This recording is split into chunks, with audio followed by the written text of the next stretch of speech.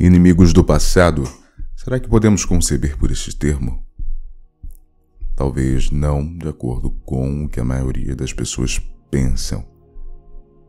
Seria algo referente a uma desavença nas experiências encarnatórias, na qual Deus nos dá a possibilidade de encontrarmos determinadas pessoas para que juntos, assim, o crescimento se perpetue em nossa jornada. O fato é que, pela falta da nossa maturidade espiritual, muitos de nós, lá no passado, nos envolvemos através de diferentes formas com determinadas pessoas, seja através da experiência no lar, como pai, mãe, filho, filha, pelas reuniões de laços conjugais, e que, por um determinado momento, de acordo com a nossa imperfeição, ainda como seres humanos, cometemos algo ou fomos acometidos por questões de desequilíbrio nessas relações. Isso pode incluir diversas definições. Podem abrir o leque de experiências na qual um ser pode se unir karmicamente com outras pessoas, seja pelo elo inverso da raiva, do ódio, do desamor, por questões que muitos podem entender que ocorrem ainda até os dias de hoje, infelizmente, algo que deve ser totalmente expurgado para que o processo de evolução ocorra para o próximo estágio de desenvolvimento, mas que são situações que até mesmo no passado eram toleráveis pelos espíritos superiores, regentes e administradores, gestores do mundo. Devemos entender primeiramente que tanto o amor quanto a raiva ligam determinados seres. A união é feita de acordo com o nível da emoção ou do sentimento estabelecido entre duas pessoas. O elo é criado, literalmente correntes energéticas ligam duas pessoas que se amam ou que se odeiam. O amor é o estado benéfico, vitalizador, harmonizador e que está envolvido totalmente com a realidade universal de equilíbrio e ordem. O ódio, por sua vez, é uma força degradante, corrosiva e que cria uma desarmonia entre as duas pessoas. O que é feito na Terra deve ser tratado na Terra, em determinados casos específicos. Por isso que a necessidade de perdão foi tão dita e disseminada pelo Divino Mestre Jesus.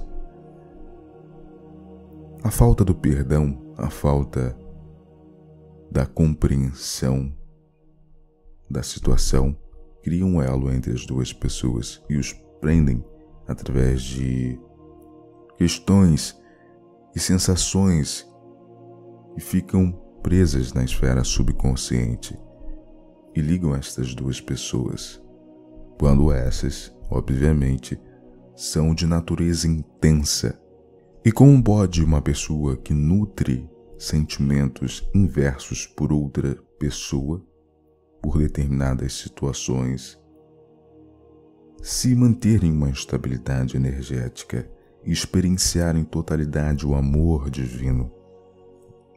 Naturalmente, o processo de desenvolvimento ele acaba sendo prejudicado. O fluido cósmico ou o amor deve ser a energia dominante no espírito de qualquer ser que está trilhando um caminho de desenvolvimento e já adquiriu uma plena consciência na sua caminhada.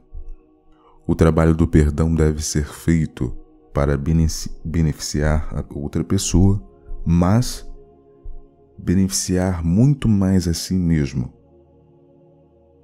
Porque quando criamos, como sabemos, uma condição inversa em nosso ser, o fluido cósmico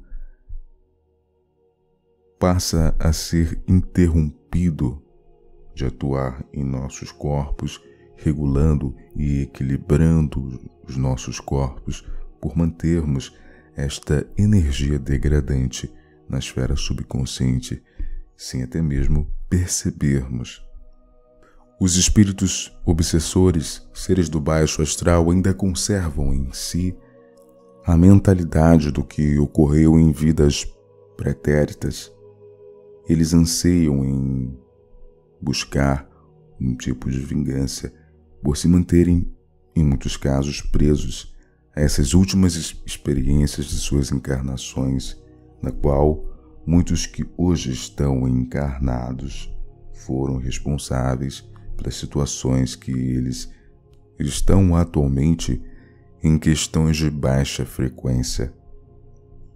Muitos julgam que outras pessoas foram responsáveis pelo atual estágio em que eles se encontram e uma série de outras situações que muitas das vezes, em outros casos, eles mesmos são os responsáveis ou eles praticaram em outras vidas mais antigas a estas que eles estão buscando a vingança, desequilíbrios com essas mesmas pessoas.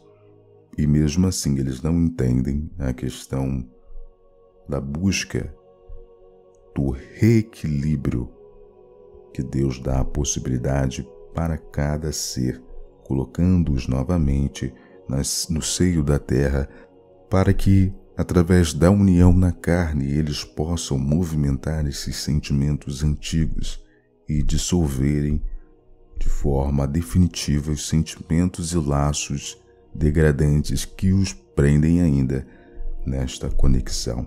Quando se fala de plano astral, seres obsessores, existem uma infinidade de situações que ocorrem. Nada é padronizado.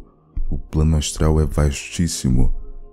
Muito pouco é trazido, muito pouco foi contado.